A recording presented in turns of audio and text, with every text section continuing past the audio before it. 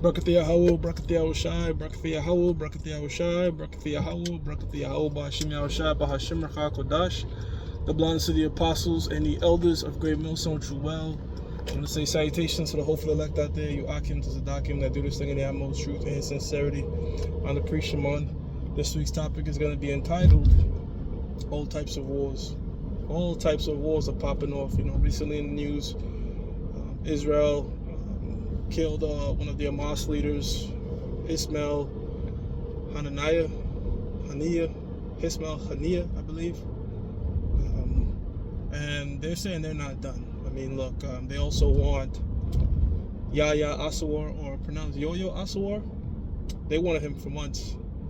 And, the leader of Iran said, look, man, we're going to get back. So it seems like, this thing is going to keep going back and forth. The reason we haven't really escalated into a full-blown World War III yet is because that RFID microchip has to become mandatory, Now, this is the book of Matthew, chapter 24, verse 3. It reads, "And as he sat upon the Mount of Olives," that he being Yahushua, "the disciples came unto him privately, saying, Tell us, when shall these things be, and what shall be the signs of thy coming and the end of the world?" So pretty much, Lord, when you're going to come back and destroy, at that time what they believe was the Roman Empire, but the Lord will destroy the rebirth of the Roman Empire, America. And Yahushua answered and said unto them, Take heed that no man deceive you. Right, take heed that no man deceive you, because there's going to be many false prophets telling you all these different types of breakdowns or what have you. But do not be deceived. Which, if you have the elect, you won't be deceived. So we pray we have the hopeful elect. It says, "For many shall come in my name, saying, I am the anointed, and shall deceive many. And ye shall hear of wars and rumors of wars." And that's the topic at hand. When I say all types of wars, I'm not just talking about international wars. I'm talking about civil wars, class wars, race wars. This is what the Lord said. He said, look, I'm not coming back to bring peace, but a sword, division.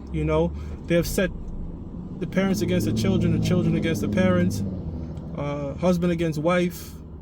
They've put a lot of things at odds with each other, and it's almost like a volcano. It's bubbling, bubble up, and everything is going to erupt all at once. But there's constant chaos that's about to happen in these streets. This is Jacob's trouble. This is the time of the end. But you know what? These things have to come to pass as we read in for Yahushua to return. So it's not going to be an easy going, but we know that the end of it is going to be the Lord returning. It says, "For all these things must come to pass, but the end is not yet." Right? So all these things have to come to pass. And the scriptures in the book of Jeremiah 49 tells us that the least of the flocks shall draw them out. So we see that the nation of Israel, not the nation of Israel, the state of Israel over there run by the Mamlukites, is drawing people out. And people are doing some digging. It's very interesting. I was watching, Trump was speaking at some black convention, and this nigga woman just embarrassed herself. Trump cooked her. And, they asked him, what would you do to combat inflation? He said the first thing is he mentioned a couple things, but one of the things he said was drill, baby, drill. And he mentioned the fact that, and I said this before, back when it was, a couple of years ago, he said, the United States has a shit ton of oil, more oil than the Middle East, more oil than China, more oil than all these people. And we have to dig it. And if you keep track of this stuff, during the Trump's presidential run, the United States was the #1 exporter of oil. I think now we're like number 4. But Trump started fracking, digging up oil here, and that brought down inflation. That brought down a lot of things. Because that affects everything. To travel around, to fly things out, it requires fuel. If you're not importing fuel, but using your own fuel in your own land, that saves a lot of money. So, with that said, you have to wonder yourself. You have to ask yourself: did America really go in the Middle East for oil? Because remember, they said that.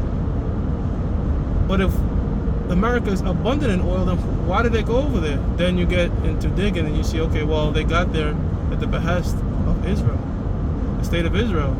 And then you start to see those particular ties, and then that forces the rabbit hole to go deeper. So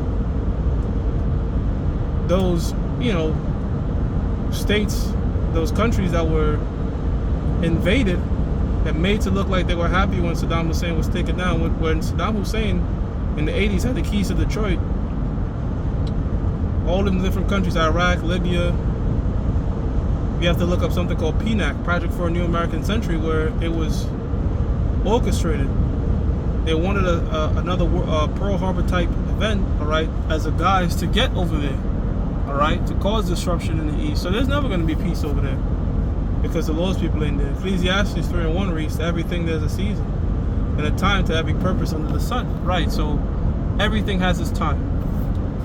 But the time that we're in is this, verse 8, a time to love and a time to hate, a time of war and a time of peace. And we are in a time of war. I forgot the senator that was speaking, or whatever political person he was, but he said, look, if Trump doesn't win, we have to go to civil war. So, and he said that on national TV. So these people are going to fight for their country. You see, it's crazy how the Most High had to go. It's crazy how the Most High had to go, because he put Trump in, so these Americans, so-called Americans, got a taste of what it's like to make a lot of fucking money. For 4 years. 401k is up, oil is $1.80 something. They got a taste of that. They got their gun rights, because you have to understand, the so-called white man has way more invested in America than the average Negro. So they keep up with their policies and politics, how politics affect them and affect their finances. So they got a taste of that business, man. For 4 years, everything was sweet, everything was good. No wars, all that type of shit. They trying to get it back, because now you gave them 4 years of bitter Joe Biden, increased taxes, shit was going, you couldn't make any money. Sucked, right? So now they're like, man, fuck that. We're not going back to that. And the thing about those supporters is they know their constitutional right. They're still low by their citizens, but they don't want their country to be taken away from them by the deep state. Little do they know, really, at the end of the day, left wing, right wing is the same bird.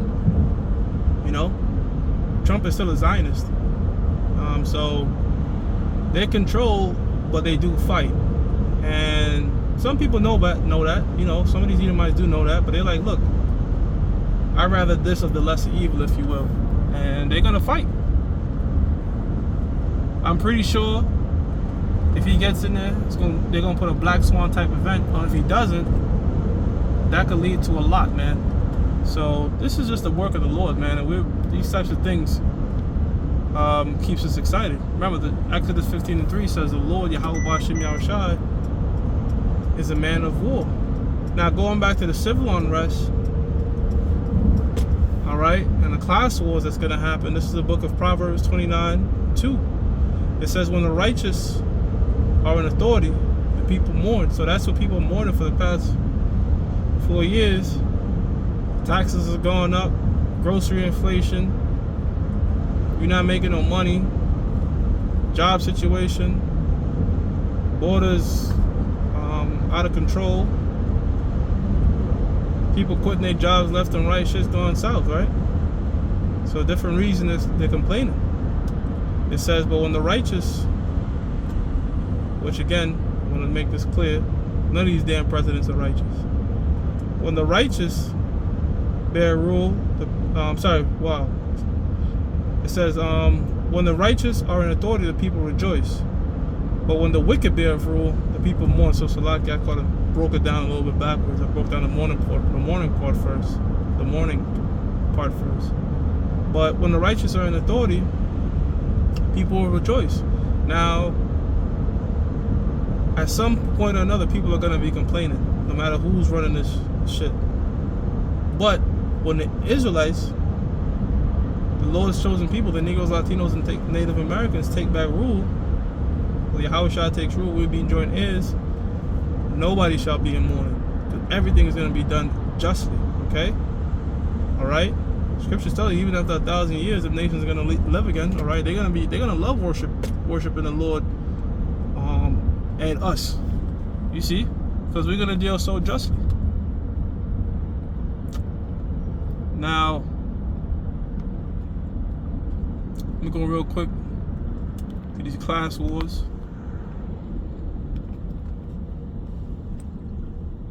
2 Ezra 15 and 14 reads, it says, "Woe to the world and them that dwell therein, for the sword and their destruction draweth nigh, and one people shall stand up and fight against another, and swords in their hands." And this is why they're trying to fight to get rid of them Second Amendment. You know, like I said in previous shows, that Trump assassination attempt wasn't supposed to be an attempt. He was supposed to get killed. And they could have used that, all right, to really target gun control. And even though these events where people take guns and shoot places up are extremely rare, they want to use those rare events to say, oh, people shouldn't have guns. But if you look at states that allow people to have guns, the crime is less. What they don't show a lot is how many times somebody having a gun has saved a life. They don't show that. They want to show people shooting shit up. A lot of those times, not a lot, but you know, there's times where those people are agents, all right, and it's a psyop. But if they wanted to paint a narrative to embrace the rights to have guns, I'm sure they could have shown you hundreds and hundreds of cases wherein the fact that somebody had a firearm to protect themselves, they were delivered out of a bad situation. But they don't want to show that because that's not what they want. They want to take away the guns. So when they come and roll, all right, people don't have a means to defend themselves. It says, "For there shall be sedition amongst men, and invading one another. They shall not regard their kings," meaning their different officials that are in charge, from the great to the least, from a governor down to a street cop. It says, "They shall not regard their kings nor princes, and the course of their actions shall stand in their power." Right? People are going to be their own goddamn sheriffs and deputies, man. All right, trying to fend for themselves. And like I said, you're gonna see class wars, man. And it's crazy because the gap between poor and rich just keep getting larger and larger. They completely attacking the middle class. They want to get rid of that middle class, all right, and just have rich and poor. Remember, Revelations the 16th chapter. So like in Revelations the 13th chapter, the 16th verse on down, he calls it all, both poor and rich. They don't even say middle. So that whole middle class thing is getting attacked. And why? Because the middle class has some sort of autonomy, right? You run your own business. You can kind of, you know, if you run your own business, you can low-key kind of make your own moves a little bit, right? So when that chip becomes mandatory, you can say, look, I don't want to take the chip. I want to take cash in my business. So they don't want that option there, okay? So that's how come, you know, they moving how they moving. To try to get rid of that middle class. So with that, I'm gonna give all praises to Yahweh, Bahashim Yahweh Shah, Bahashim Rakah Kodash, that belongs to the apostles and the elders of Great Millstone, which are well. Salutations to the whole elect out there, you Akim to Zadakim that do the Sigdam most truth and sincerity. Shalom.